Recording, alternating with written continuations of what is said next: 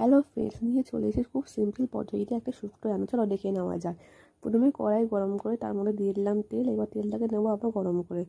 তো দেখতে পাচ্ছি তেলটা আমার গরম হয়ে গেছে। এবার ফোড়ন হিসাবে দিয়ে দেবো আদা বাটা, সর্ষে, রাঁধুনি আর একটা তেজপাতা। তো আমরা ফোড়ন থেকে ভালো করে একটু ভেজে নিই। চলো,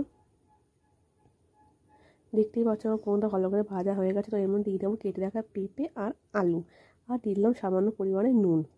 এবার এটাকে আমরা একটু ভালো করে হালকা হালকা ভাবে একটু ভেজে নিচ্ছি। চলো, তো একটু আমার নাড়িয়ে চাড়িয়ে নিই, একটু ভালো করে হালকা হালকা ভাজা করে ফেলি। তো দেখতেই পাচ্ছ যে আমার পেঁপে আলুটা ভাজা হয়ে গেছে প্রায় হালকা হালকা। তো হালকা হালকা ভাজা হয়ে গেছে দেখতেই পাচ্ছ। তো এর মধ্যে আমরা দিয়ে দেবো এরপরে একটু সামান্য পরিমাণে জল সিদ্ধ করার জন্য।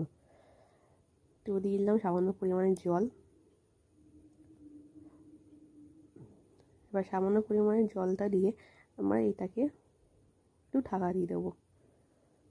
একটু নাড়িয়ে চাড়িয়ে নিচ্ছি। এবার দিয়ে দিলাম ঢাকা।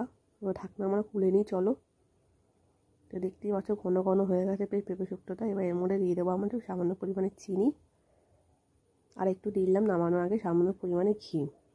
দেখছি পেঁপে শুক্তো ভালো করে ফুটানো হয়ে গেছে। তো এরকম ঘন ঘন ভারী ভারী হয়ে গেলে এটাকে আমরা পরিবেশন করে দেবো। এবার আমার রান্না কমপ্লিট। কেমন লাগলো তোমাদের সিম্পল পেঁপে শুক্তো আমার জানিও।